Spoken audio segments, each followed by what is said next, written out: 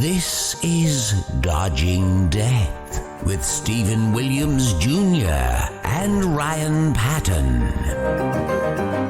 Hello, fellas.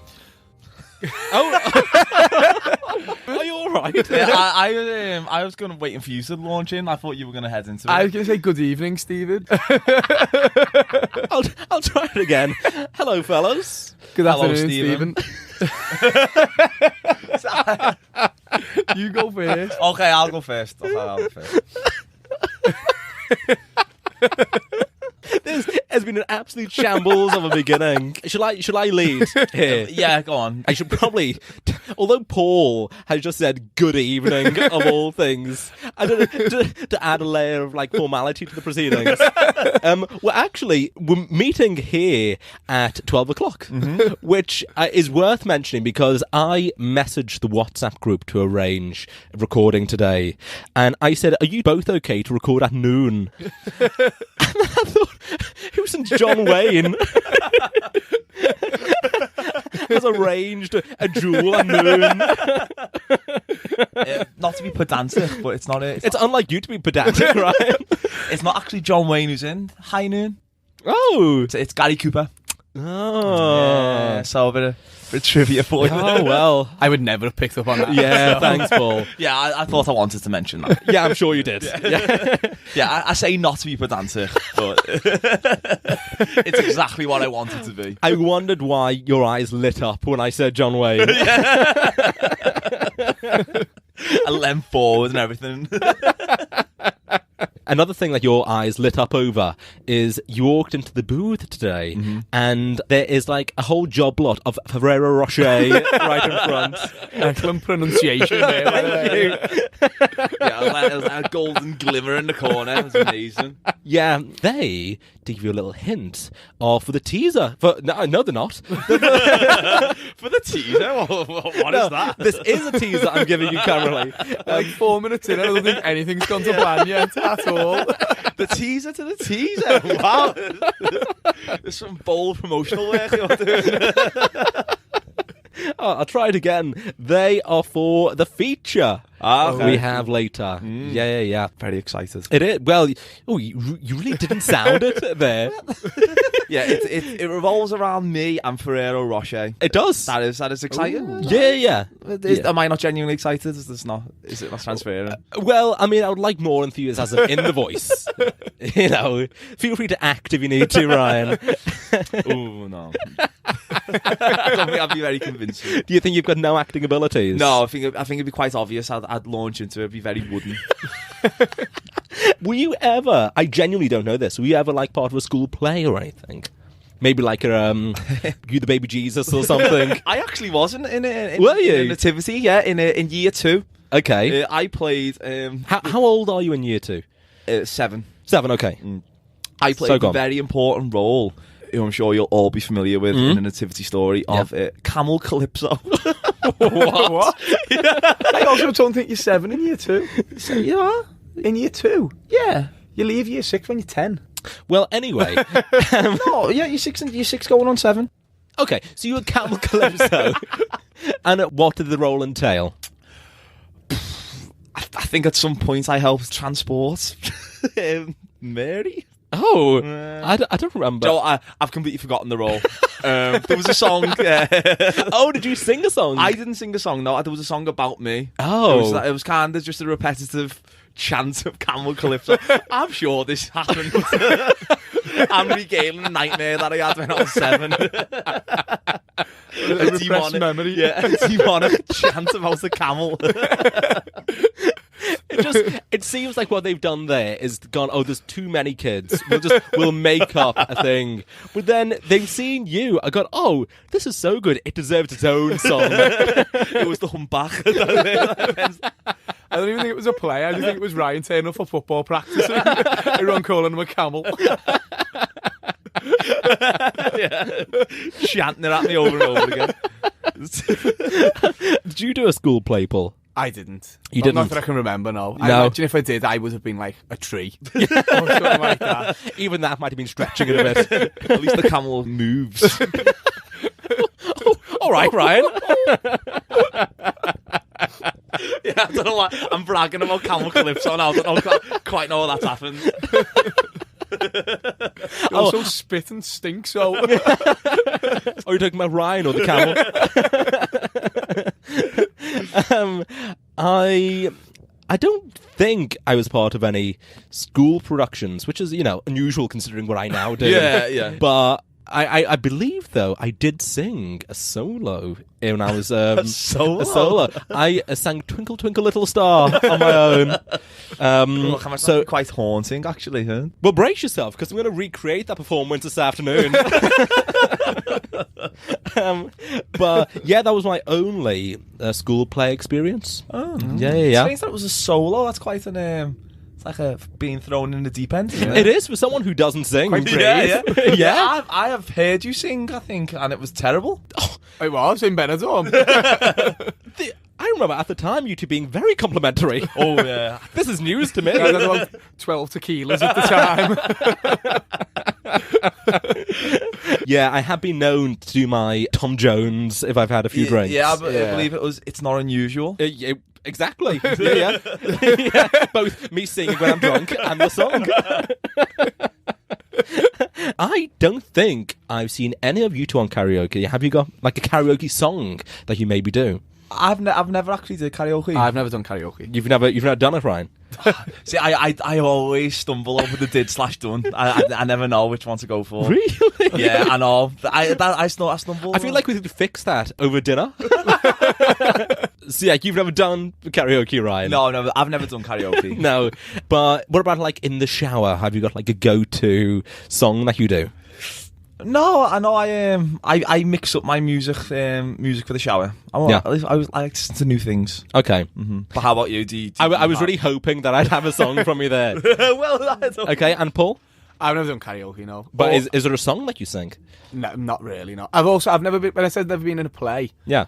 are you going to change your story here? Well, it's an embarrassing childhood story which I've just remembered. A couple of years You were a older great than me. Mary, let me tell you. It was a very 2019 school. Yours. Very progressive. So yeah, my sister's friend used to come round and play house. Yeah. So I was obviously younger and always... Was Hugh Laurie big for her? So I always wanted to join in. Yeah. But they'd never let me play because I was like the annoying younger brother. Yeah. So my mum was always Nothing's saying, changed. "Oh, yeah." It really hasn't. So my mum would always be like, "Oh, let him play." So in the end, our Sophie went, "Oh, yeah, okay, then he can play." Yeah. So my mum went downstairs and come up like half an hour later, and I was sat outside Sophie's room on all fours. Oh, dear. And my mum was like, "What are you doing?" I was like, "I'm playing." And she was like, "Well, why are you outside the room with the door shut?" Yeah. I was like, "I'm the dog." Oh, And I had to decide my role was to sit outside the room while they played inside. Oh, that's an incredibly sad So story. that's as far as my acting career got. I think I've been scarred for life ever since. Karaoke comes on now and I just sit in the corner like a dog and bark. I thought that was weird when Steve was singing It's Not Unusual. You had to piss outside. So yeah, Oh. that was my sad acting career. Oh. I feel like calling it acting might be pushing it over the wall. I mean, I don't know how far you took it. You know. It's the Paul O'Grady's, whatever show it is that he does. For the love of dogs. For the love of dogs. Oh, that was excellent Paul O'Grady knowledge. I know, I left him with that, didn't I? Yeah, you I don't know why- did. I don't know why it was, You didn't miss a beat there, Ryan. it's on the tip of my tongue now. Yeah, I feel like that's the kind of story you'd speak to a professional about, that Paul. You know? Yeah. Again, that was a memory that I was trying to put to the back of my mind. Similar to Ryan being called the camel. So I don't know if you've read this week, but Glastonbury Festival, music festival, very popular. Yeah. I'm wearing a I have- Glastonbury stay. I have heard of it. This Glastonbury, you say? They are going to exclusively recyclable cups. Yeah. Yeah. Banning plastic. I know they're banning plastic. Banning plastic, yeah. I didn't think it was plastic cups. I thought it was plastic. Across the board. I don't know. I don't. That pause told me you didn't know, Paul. I mean, your job in this podcast is to research these things. Oh yeah, I forgot that was my role. I feel like I've took on a bigger role now. So. I feel like I'm too good to be Yeah, a you're in a researcher. therapy session. I can't even look at dogs anymore. I feel like Paul's really embraced that mic, hasn't he? Taking a step back now. I'm just sit outside and play the dog. Yeah, just go outside. No wonder Sophie did it. So They're trying to record a quality podcast. I mean, it's a stretch to call it that. But don't forget, everybody, this is free. I don't know how they could possibly have a festival where they don't serve like alcohol in plastic glasses. Yeah, like what are they going to put the put everything in? alternative, like- Yeah. Do you think people are just going to cup the hands and walk around? like wooden goblets, like the medieval warriors. We ride the dawn, but first, Kasabian are on the pyramid stage at 9. Oh, if it was that, I'd go. Well, in fact, according to the... have you got the actual information here? I have. I've done my actual job. Yeah, your yeah. duty. Why I was Finally, brought you here. got to know. Not just to talk shit and tell sad stories. I'm still quite haunted by that dog anecdote, actually. So Glastonbury Festival is Yeah. to implement a site-wide ban on plastic bottles when it returns in 2019. It's an enormous project and it's taking a lot of time to tackle with all different people we work with, according to the organiser. In 2014, they introduced stainless steel bottles, Oh. which are... Actually, that sounds quite fancy. Yeah. I think I'd like to have something from a stainless steel bottle. Well, and then in 2016, they introduced stainless steel cups designed to be non-aerodynamic to minimise injuries from throwing. Oh, God. I think you had to consider that. That would kill if it hit me, so I need to... The thing is, they're normally filled with piss as well, which makes it even worse. Yeah. Is that an actual thing that people actually... Yeah, I've been to the V Festival. Have you done it? I've pissed in a cup, yeah, but I haven't thrown it. Yeah. I've probably done worse and emptied it right by my own feet and then Oh. danced in it. Oh. Another terrible story. Well, anyway. What I don't understand, though, if it's a metal cup, surely that just makes it a weightier thing to throw. Yeah, like, surely you'd still be able to throw that and it would really hurt. Like, I would think so. yeah. How could it be non-aerodynamic? Like, I know, yeah, like, what shape is it in? I don't know. I mean, the thing is, I assume they've put more work into this than we just have. Yeah. You know? Then I was just being baffled by it. Yeah. Because what you've read in, like, the Mirror article. The Guardian. Oh, well. Take that back then. I have never been to a music festival. Have you not? No, have you? You say that as if you have. Yeah, I've been to one. Have you? I went to the Leeds festival. Did you? Yeah, when Eminem headlined it. I didn't go and see Eminem, but It sounded like you did the way he was the first name that sprung to mind. he was the big name of the course. festival. Yeah, Yeah. I just did the one day though, so I didn't. I didn't go for the overnight. yeah, I feel so- like the overnight is what puts me off going. I've camping. done the 3 days at V Festival. Yeah. And it was, by day 3, it's pretty horrendous. Yeah. Yeah. Yeah, it's Yeah. I feel like the only way I could do it if it was like, you know, a villa I could go to. Otherwise, it's not for me. Yeah, you can hire like a chalet at Glastonbury. You can glamp, can't you? So, Oh. obviously the glamorous camping. Yeah. But you get like a hut and you Yeah. get like shower, Again, you the get a hut toilet. puts me off. Well, Well, you can take a camper van, which could also be. Yeah, That would be good to. I'd like to do that. Would it? a glamper Would van. it be good? I don't know. It's also not a glamper van either, by the way. Do you know what? I was hoping that comment went thoroughly under the radar and we moved on. So I realised that was a bit shit. Don't know quite know why I said glamper van. It was on the tip of my tongue, like for the love of dogs for some reason. I was glamper van. Oh, that's it. You couldn't wait to get the bag out. Yeah, I mean, maybe I'll go for a day if there's someone I want to see on. That was exactly my reason. That was what Yeah, I did. yeah. And, Who was it you were going to see? I went to see Jake Bugg and Alt J. Jake Bugg, you've not heard that name in a while. I know, yeah. Yeah? I haven't listened to any of his newest I stuff. remember but- you banged on about Jake Bugg quite a lot at the time. I was a big fan of the first album. And Alt J's first album as well. Huge fan. I went to Leeds for it.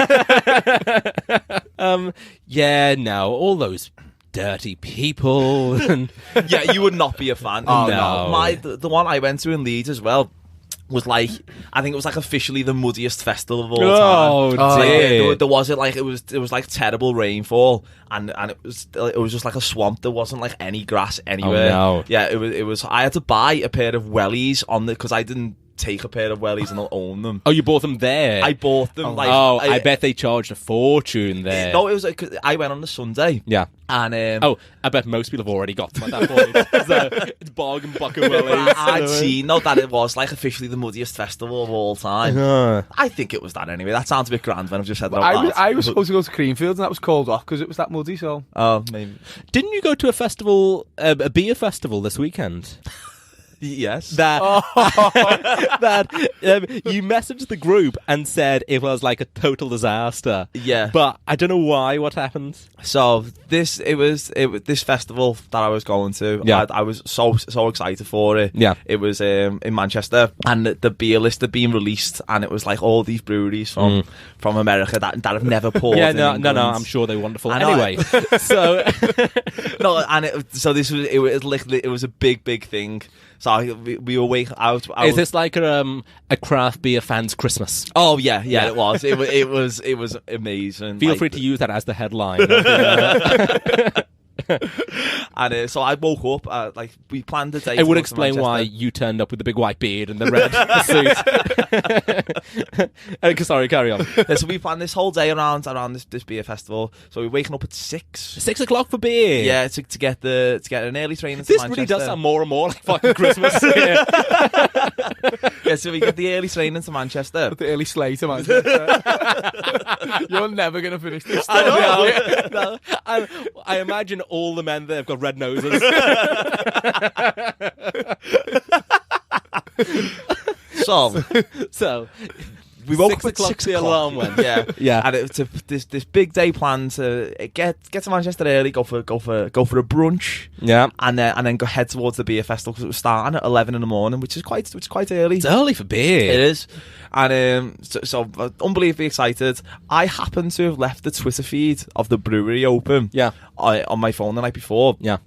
And as I opened my phone, when I like woke that up, that's how excited you were. You're frantically searching the Twitter feed. No, I couldn't sleep. I was that excited. I opened the Twitter feed and it had this like mysterious post saying, the highest of highs to the lowest of lows. Oh no. So I was God, like, I that's never clicked on it. good. I was like, so I Ominous. was 6. I was a bit like, like in a half conscious state. Yeah. I clicked on him Yeah. and I couldn't quite gather if it was a prank or not. But he said that They are jokers, the craft. well, I thought it was a bizarre thing to do. That they actually did not have a license at the place where they were so They didn't have like an alcohol yeah, license. Yeah. So the police came and said you can't. This is totally illegal. Uh-huh. So the brewery that was running it had no license to sell alcohol in the place. Yeah, that's exactly what happened. Yeah. Piss up and brewery comes to mind there, doesn't it? Yeah. Jesus. Yeah. So I was, Never has that term been more adequately used than when a brewery can't literally organise a piss up.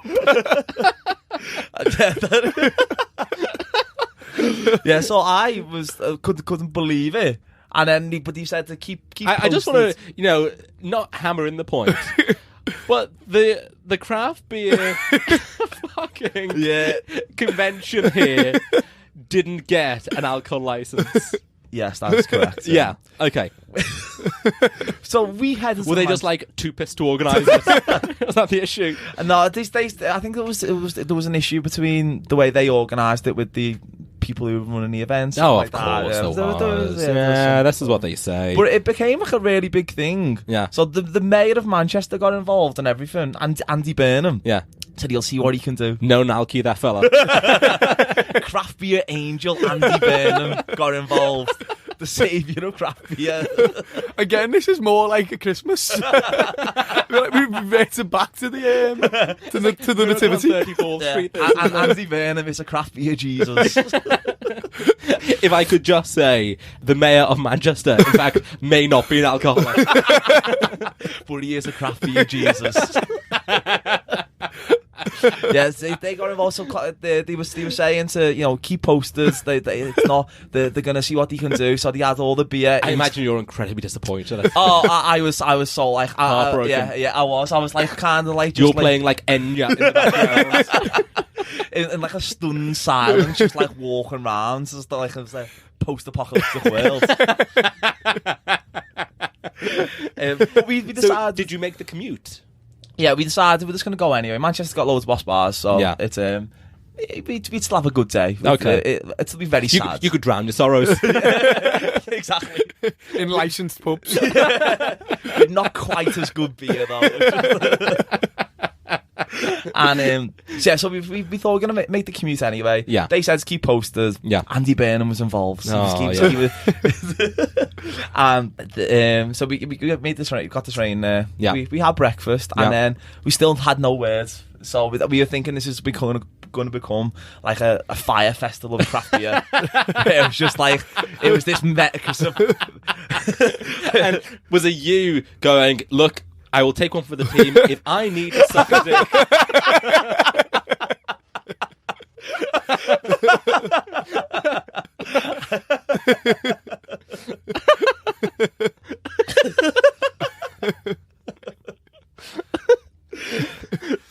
So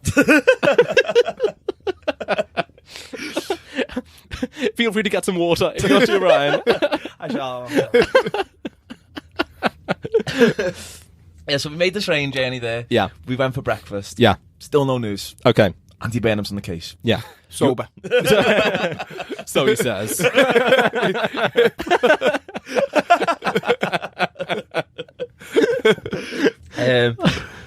Still no news from the brewery. Yeah.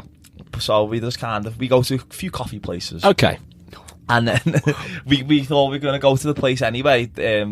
At 11 o'clock when it was meant to be starting. Okay. We'll go to the. Are you just going to like go outside and mourn? Like when people stand outside John Lennon's house. Yeah, to put some flowers out there. Yeah, so we kind of went outside there to see if it was like if they were letting people in because we weren't sure what was happening. Yeah. And so I'm just kind of like peering in. It's like, Oh, I don't like the idea of you pressed up against the window like The Walking Dead. No, but then one of the guys came out and said, "Oh no, just we're doing our best to sort things out, but just keep following us on." And Yeah. so we just kind of went out our day. They put all the beer in trucks to transport to another venue, trying to get with a venue that had a license. You would think, honestly, that would be step one. Yeah. I honestly don't know how it got that far, but it was like It's the most baffling thing. I would have liked to have been there the moment, and because it was happening on the Friday. So there was 4 sessions. Yeah. So 2 of them went ahead without them having a license. Sans license. Yeah, and the moment when someone walked in and went, "Do you know we actually haven't got a license yet?" What? Honestly, it's like the Prohibition era in Manchester. All these underground bars set up. You're going like Bugsy Malone. Yeah, so we went to this other bar in Yeah. the meantime. That was like doing one of the fringe events called the Pilcrow. And I've never been greeted at a pub with a queue out the door. But, yeah, There was a queue of people. There was literally a queue because there was the pouring this beer called Trillium, which is from Massachusetts. Okay.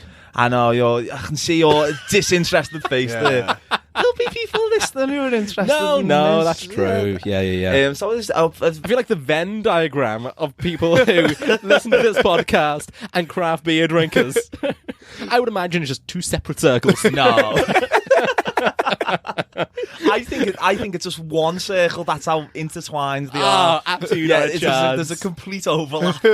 I'll tell you how I know that's not true, because neither Paul or I are craft beer drinkers. Yeah. Fair point. Yeah. I feel like the circles will be so far apart, you'll question whether it's even a Venn diagram.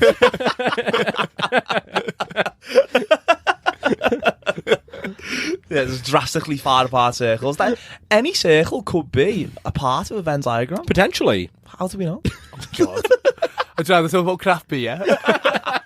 Can we get fortunately, Susie Denton? There's a bit more legs in this story. Is there? Yes. I think so anyway, so I'm going to continue. Okay, go ahead.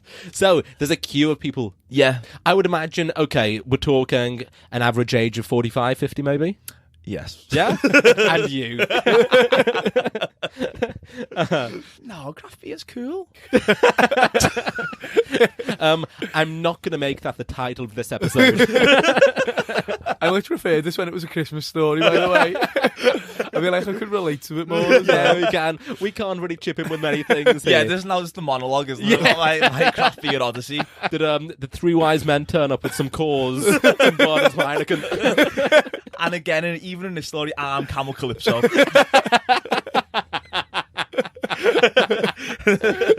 So, the Pilcrow are pouring Trillium beer. Okay. Yeah. From, I don't know if you're taking note here, everybody, from Massachusetts. Okay. So, do get out a notebook and some pens. It's gonna carry on this anecdote. So he's in Manchester. Okay. Yeah. Not Massachusetts. No, only the beers from there. Now draw yourself 2 circles on opposite pages. Okay. And now throughout the book, because it's not going to convince anyone to listen to this show. There was a queue.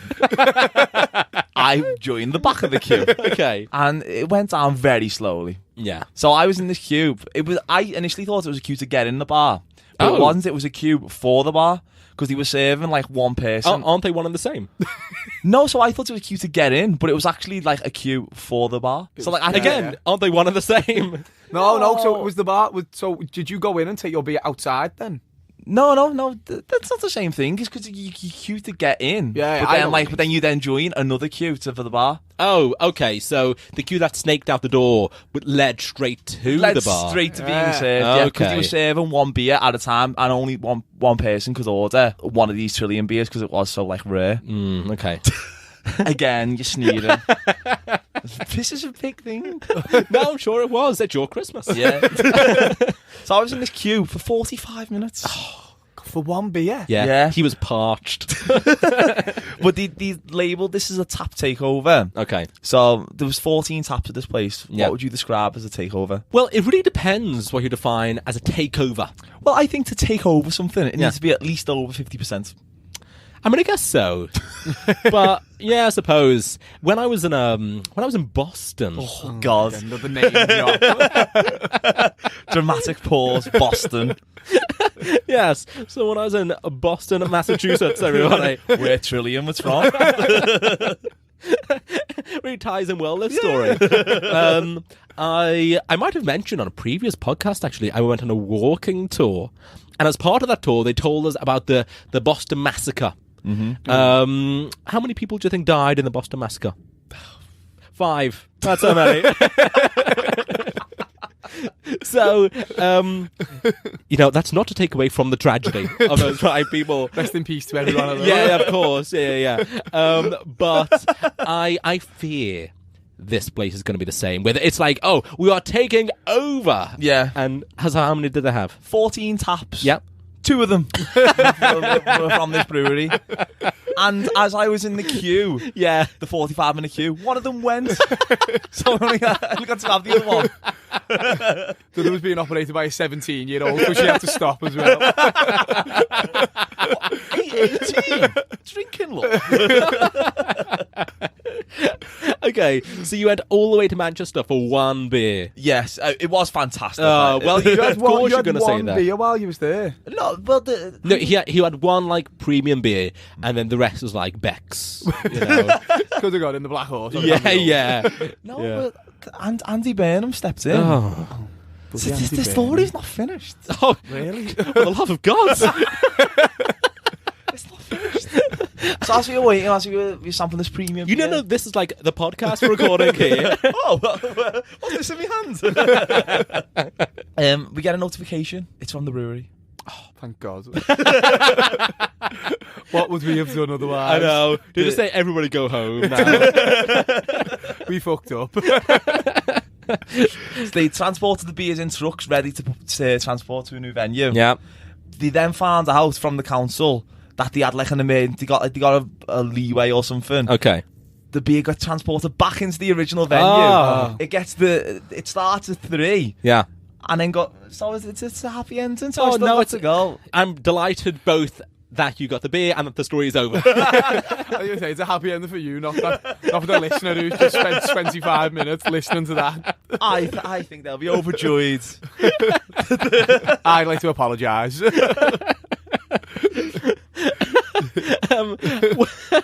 But was it worth it? Was that singular beer? Well, it didn't end up being a singular beer, did it? It ends up being a whole day. Of fantastic. Okay, so anyway, Ryan went to a festival. It was nearly off, and then it was on. Basically. If we did edit this podcast, that's the only bit of that story I'd keep. And were they in regular? Well, I guess probably glasses. I'm guessing they were in. It wasn't like they've not gone the way of Glastonbury. The way of the festival. No. No. No, they had you had a fancy. You didn't take your own goblet. As part of the thing, but why they were allowed to do it in the end. Yeah. They weren't allowed to do live music, so there was meant to be a DJ. That's there. a weird rule. Yeah, and I honestly don't. It was the whole thing. It was. Had you have told me, I would have gone and sang a bit of Tom Jones for them, a cappella. Or Twinkle Twinkle.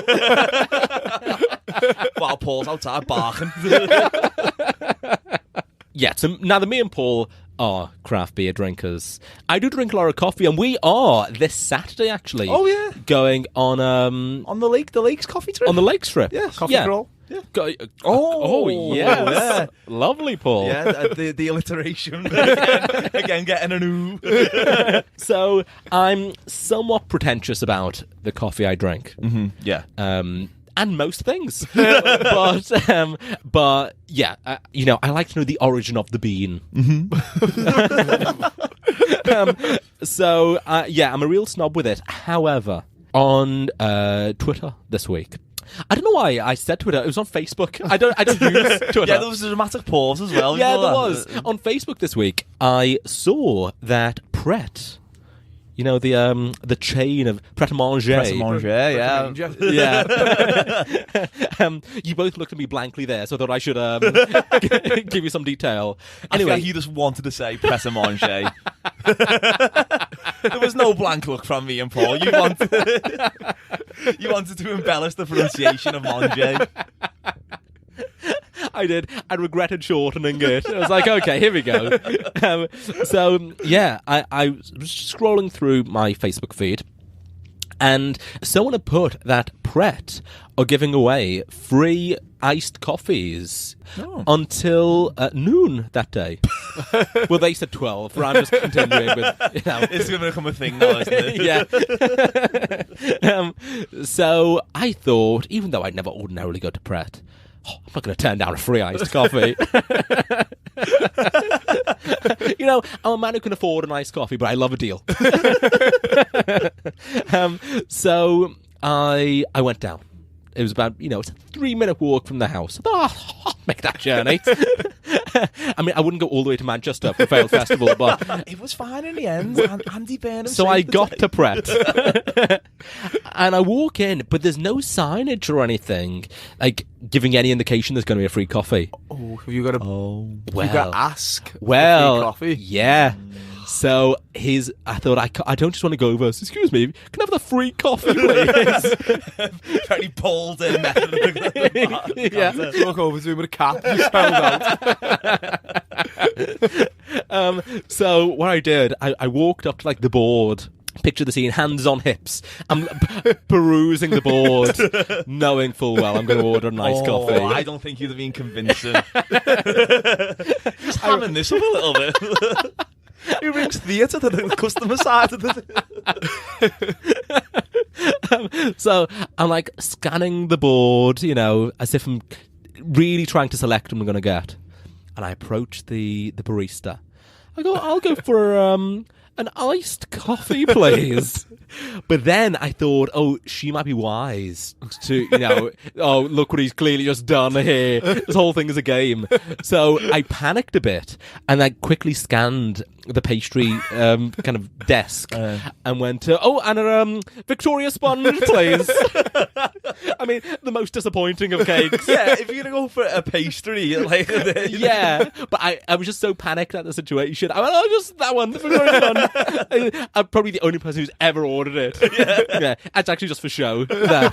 So she gives me a little smile and goes, well, actually, sir, that iced coffee is free. Now, though, I've got to act as... Oh, really? Seriously? Free, you say? Can I cancel the Victoria Sponge, though, please? I'm so enjoying this. I've lost my appetite. And I'll take it to go as well. So yeah, it was a real thing, but a lot of acting went into it. Yeah. Yeah, I was like Dustin Hoffman in that. Oh, Dustin Hoffman's all right now, isn't he? Yeah. Oh, yeah. I forgot about it. Yeah, there was a bit of yeah, he got roped into an altercation. Yeah. But I think I actually have no idea what happened with them. Yeah, you know what? Just in case, I'm going to change the actor to... it's a short old list now, isn't it? People I can choose. Idris Elba. Idris Elba, yeah. So I walked away acting like Idris Elba. And if the listener could just imagine there was an edit there, that'd be great. How much did the Victoria Sponge set you back?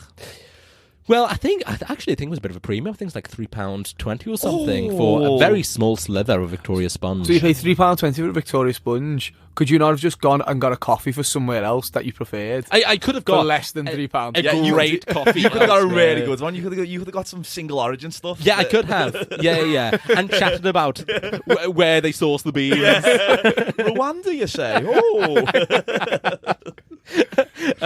Yeah, but such is my love for a deal. That's what it became. But that's the thing. With Pret, that's Pret's loyalty scheme, though, isn't it? So, what is? So another way, like coffee shops have the stamp cards. They love a stamp book. Yeah, well, Pret don't do that. They have the make someone smile. Okay. Scheme. So what it is they will just randomly sometimes you go order the coffee, yeah, and they'll just go, this one's on us. Oh, even if it could have been your first time that you've ever been there. Yeah, well, I think. Because this is you think there must be some method that makes the barista do this. Yeah, I assume they see the same faces every day. Yeah, but so it gives the barista this like Oz power position. Oh, that's where you feel that you want to do something like to endear yourself to them. Yeah, so you go in like shimmying. Yeah. You look great today. Oh, is that a new jumper? Oh, what have you done with your hair? You've been working out. Or you can add it creates this weird dynamic. Oh, it does. At, the customer stage where they're in the power position. Yeah, there. when you're purchasing the coffee. Yeah, I might put it to the test and maybe spy the name badge and hello, Janice. See it creates that dynamic though. Where you feel like you have to do stuff like that. You do. It just makes it weird. Yeah, it's like you're trying to impress a barista. I'll go in and do a trick. Yeah. Do you know what? That would 100% work. I've got no doubt. I think though that would work in all walks of life though. if you go to a clothes shop and just do a trick, yeah. Have the shirt on us. You actually need that suit. Oh, did you say your dad's gone on holiday? He has. Where's he gone? He's gone to Bologna. Oh, very nice. Very exotic. Oh, good for Robbie. Yeah. Why there specifically? I think I feel like it's not one of those ultra common. No, it's like a tourist destination. No, it's not really. No Tenerife. It's no. Oh, Robbie's above Tenerife. No, I think there was some cheap flights. Right, I think Ryanair did a deal. In that case, maybe he's not above Tenerife. Okay, but no, it's very nice. Do you wish you were with him, though? I do, yeah. Because me dad's particularly hilarious when he's away. Why? He always has a few. He's travelled a lot, so he's a well-travelled guy. Oh, yeah. Exclusively on Ryanair. It's like he never learns from his previous mistake. How do you mean? So... Travelling on Ryanair. for one. But it in the interaction with the locals. Does he try to like re-engage, like learn a few phrases? in the foreign Always, language? yeah. He tries to immerse himself in. I like that though. Yeah, it's admirable. Yeah, but there's always comic results, which is just quite hilarious. But when he is like engaging with the locals, he's got a travel voice. So it's like this one, like, I don't know, where he's kind of putting like a bit of an accent on, okay, and he applies it to like every single place that he goes to. So different accents, different language. There's this same travel voice is whipped out when he's engaging with the locals there, and every single time the local is just baffled. Like, they have no idea what this man is saying to him. He was doing it in Manchester at the beer festival. Yeah, but there was one time we were in New York. yeah. And we were in a big... You did the pause there. I as well. did. I'm learning from you. I'm picking up your habits. I was in New York, the Big Apple. Break out into song. If I had your mic, I would. Oh, yeah, Paul's mic. We hold our mics, but Paul's like a crooner in the It's corner. like going to be going to Band-Aid. Yeah. Do they know it's Christmas? I'm not going to do that, by the way. Is this the feature this week? So so he's got this one like travel voice. Yeah, we were in New York. Yeah. And we were in this bagel shop. Yeah. And I think How many times do you think he's gonna say we were in New York in this anecdote? So we were in New York in this New York bagelry. And but it was like because we were away, it was like he was still in that travel mindset. And so when we approached the counter to do the order, he launches into the travel voice. Oh God, I'm stiff with stress just imagining this. Yeah, so it's like this. I can't even do an impression of it. It's like this stunted. Oh, it's just terrible. Okay. But then, Perhaps try an impression. Okay, can we not just have a little go? okay. Like your Bane. Your Bane was well received. As it should have been. Well, I mean, I might be inflating how well it was received there. That was me. That was my boss account. So it's kind of like I will have an egg and the salmon and Oh dear, this is how he does it. Yeah, and cream cheese. I feel like he only makes things worse. Oh in yeah, that case. it instigates this terrible like awkward situation where it's like, oh, what's he doing? Oh no. Yeah, so he does this voice and he orders a bagel. Yeah. And then the fella responds to him in like a deep Brooklyn accent. Like, it's an English speaking country. Can we hear your deep Brooklyn accent as well? Oh. I think the only coffee. Oh well. No, coffee. Is that not a bit more Boston though? Oh, it is probably. Yeah. I can't do a Brooklyn accent. Yeah. Maybe I've got another anecdote about Boston I can leap into here. I know Italy's very nice though. That's a lovely location to go on. Is he adventurous? Will he do like like rock climbing and maybe not rock climbing. I'd say adventurous in the way I feel like rock climbing isn't really a thing you do in Italy. Yeah. What's who in Bologna? Well, rock climbing. That classic Italian pastime, rock climbing. Bizarre thing to leap into my head. Yeah. Yeah, so not really. Not really. Not like an adrenaline junkie in that way. Are either of you two like that? No, absolutely not. Oh yeah, I enjoy adrenaline stuff, but probably not on holiday. No. For instance. I've never do done you anything. just like really speeding down your road? I've never done anything particularly adrenaline. Okay.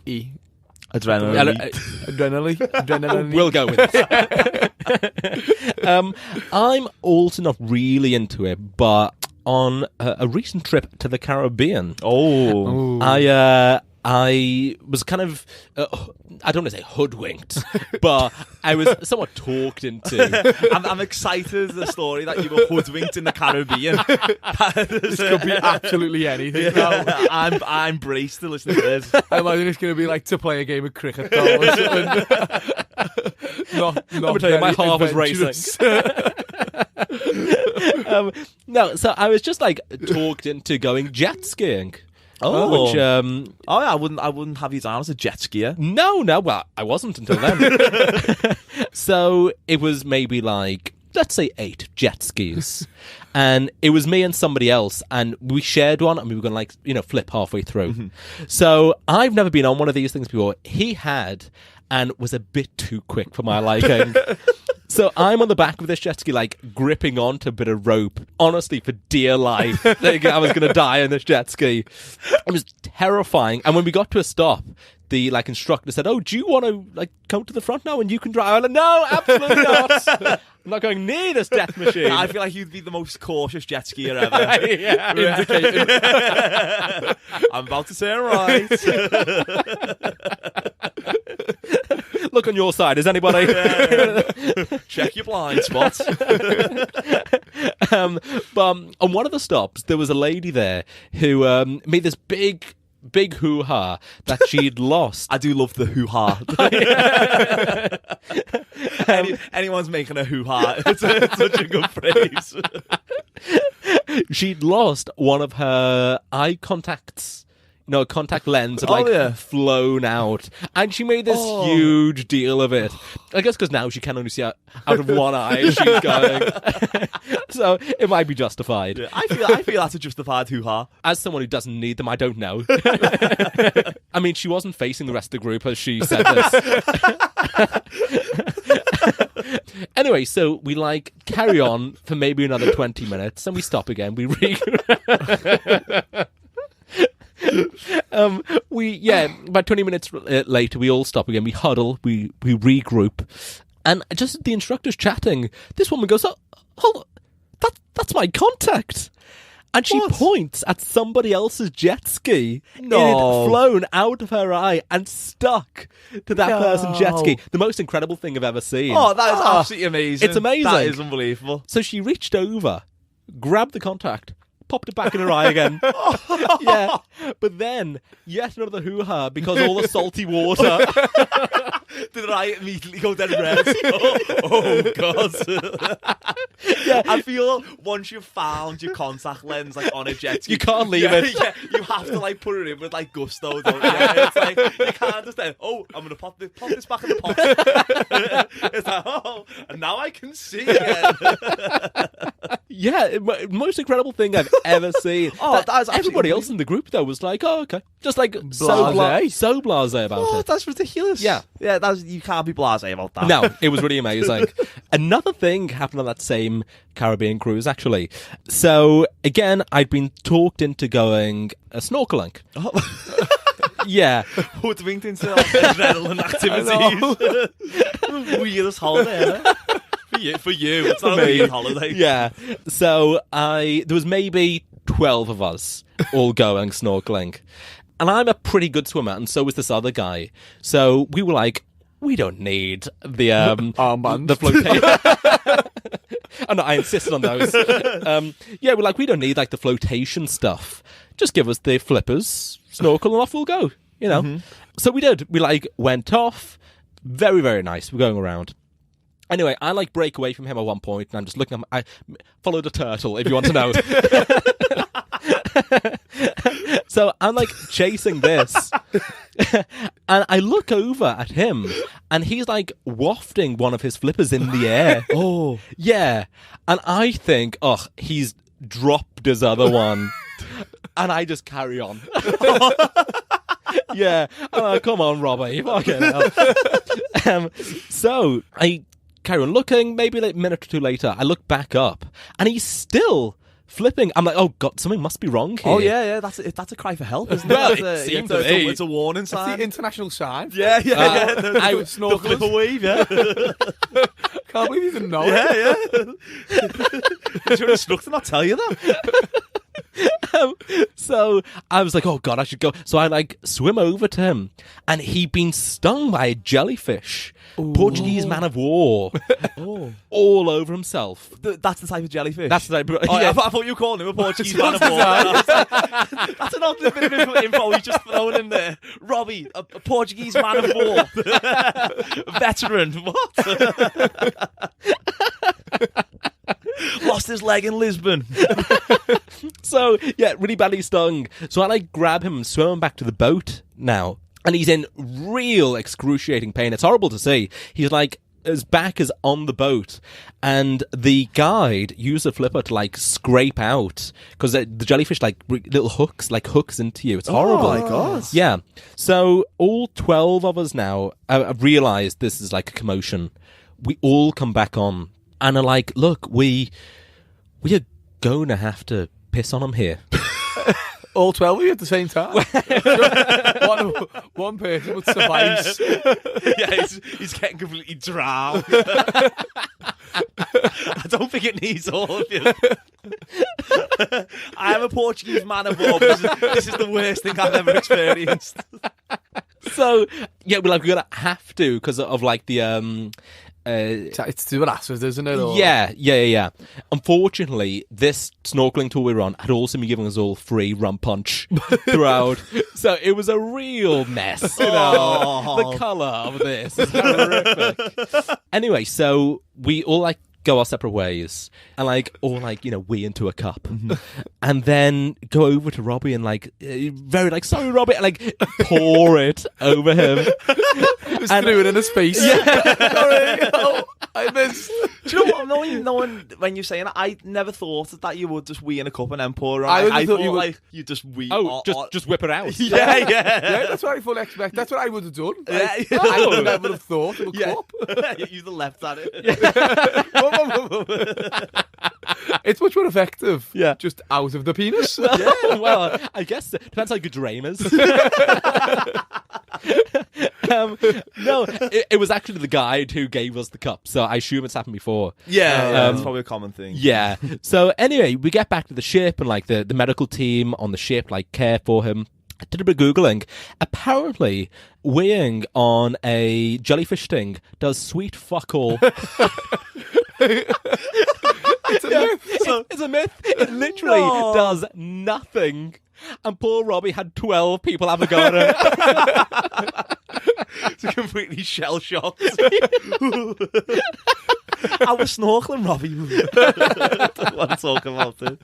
But do you think the snorkeling stuff, they should know that? You'd assume, yeah. Like, why is he still giving the cups out?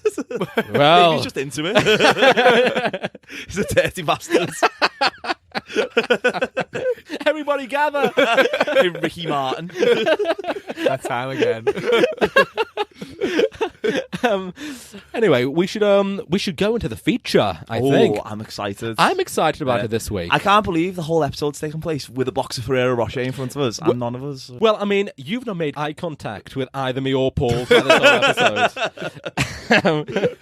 That lovely golden glow has been in the corner. Enticing, it's enticing. That golden glow much reminds me of my Robbie story. Anyway, we should do the feature, which I'm calling the Williams World Records. And I was looking through kind of world records that we can do in a voiceover studio. You know, ones where you had to like jump on a pogo stick for so many times an hour, I thought would be a bit unfeasible. So what I found, Ryan, is the Ferrero Rocher Challenge. Ooh. That was not scripted at all, by the way.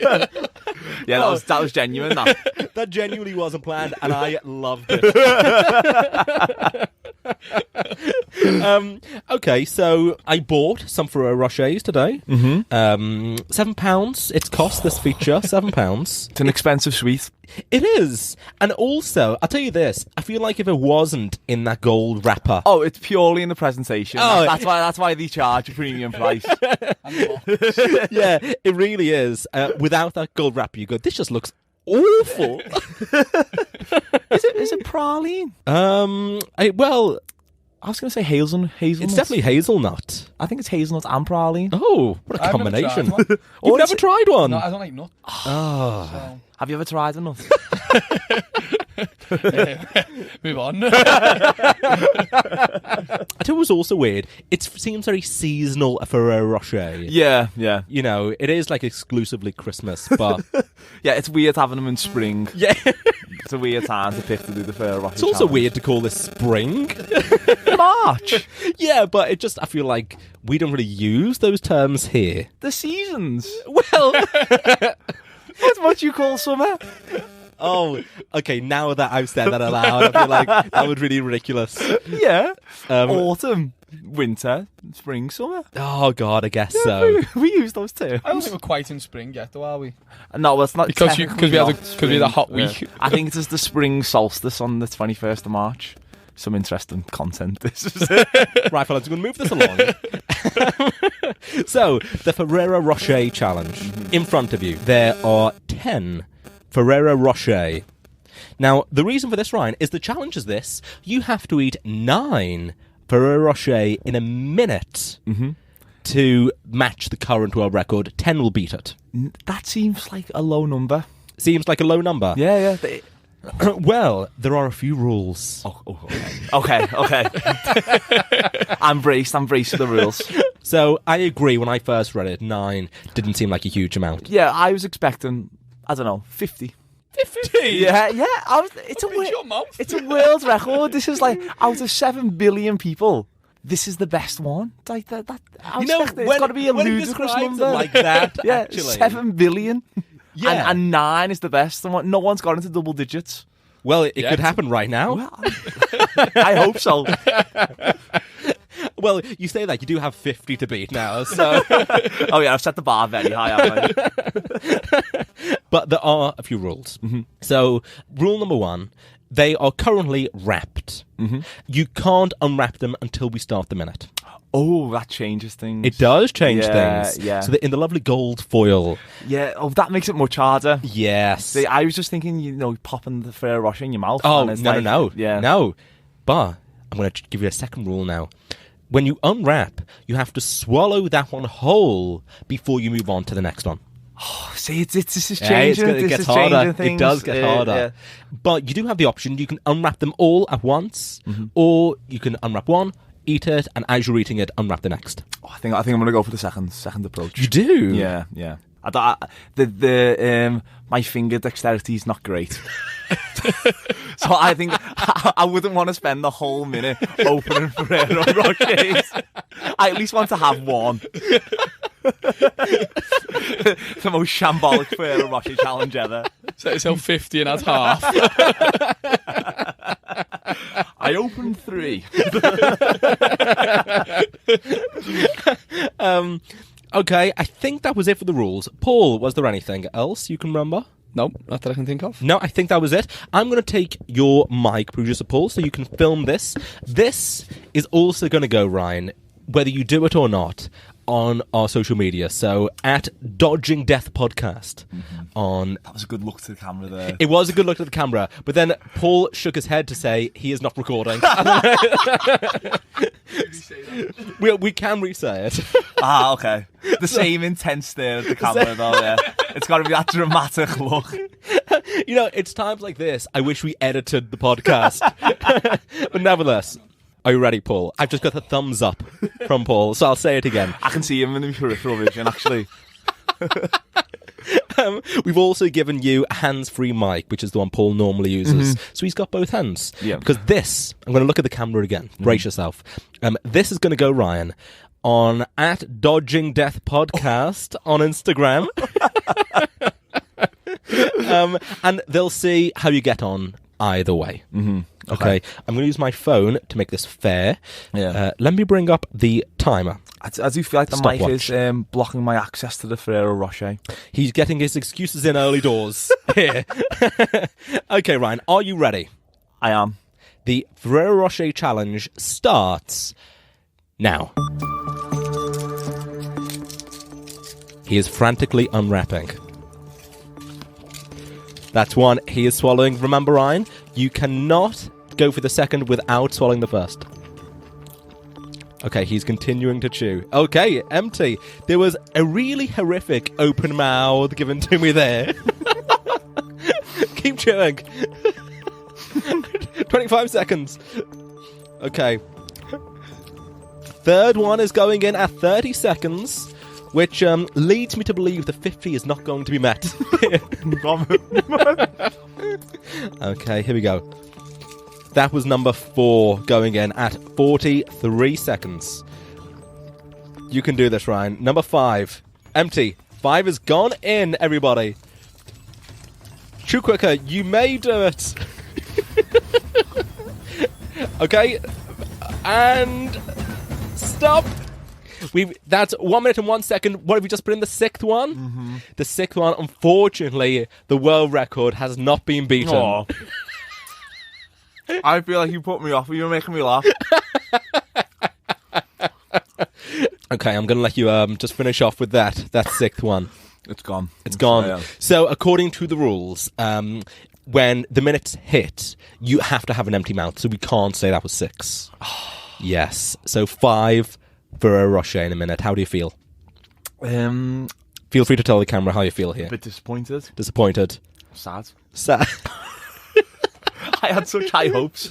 Well, we had high hopes for you. Yeah. It came crashing down.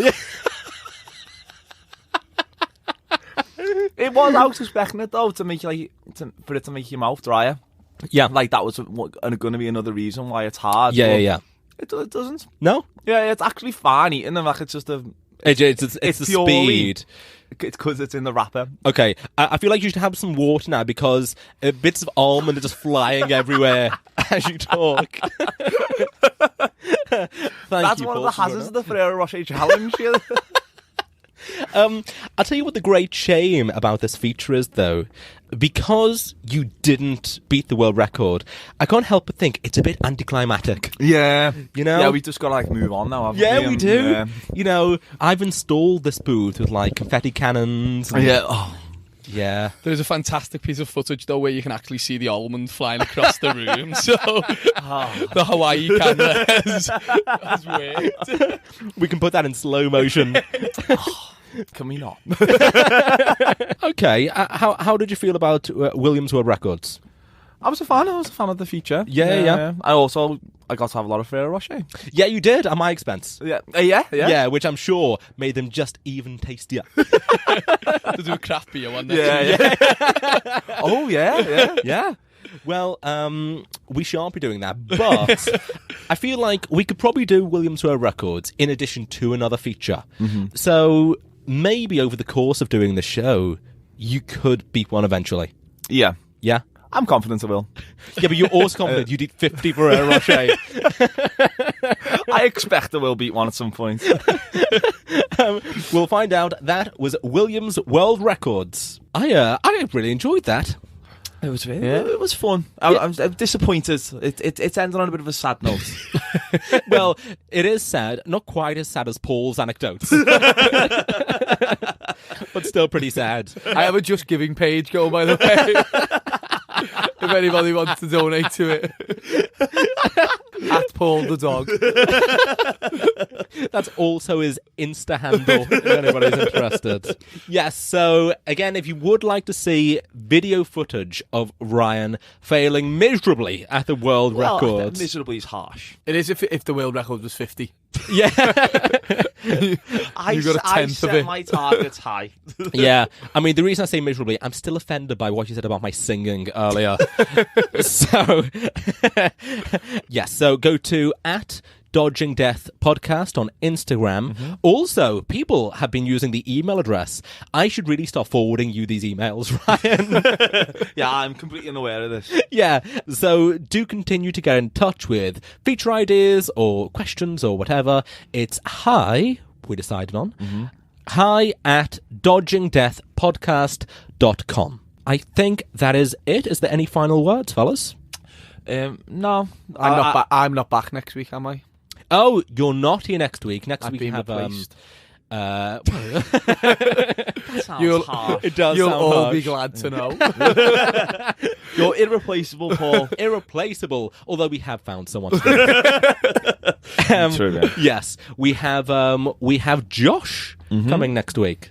I was going to call him producer Josh. Then it doesn't quite work. Yeah, does we it? need to come up with an alliteration. What's something that begins with a J? Yeah, even if it's got nothing to do with what he actually does, because Paul doesn't produce a single thing on the show. The name just works. I'm up, Paul. Poor Paul. Yeah.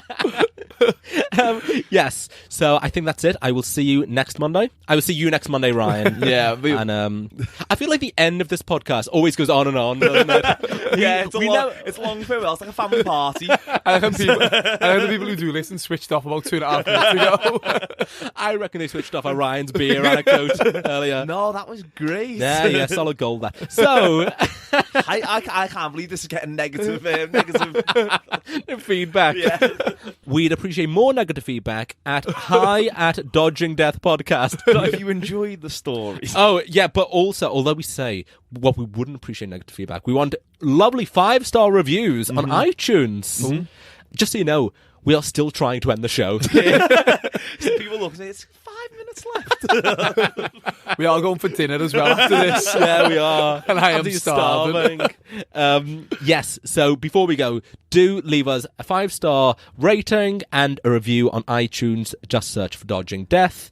That actually is it. I'm going to wrap it there. So, Ryan, I'll see you next Monday. See you next Monday. I mean, I'm also going to follow you in the car to for some food now. Yeah, I think on next episode I'll still have some praline in my teeth from the Ferrero Rocher. Paul, I will see you in 2 weeks' time. See you then. Cheers, fellas. See you later. Follow us on Instagram at Dodging Death Podcast.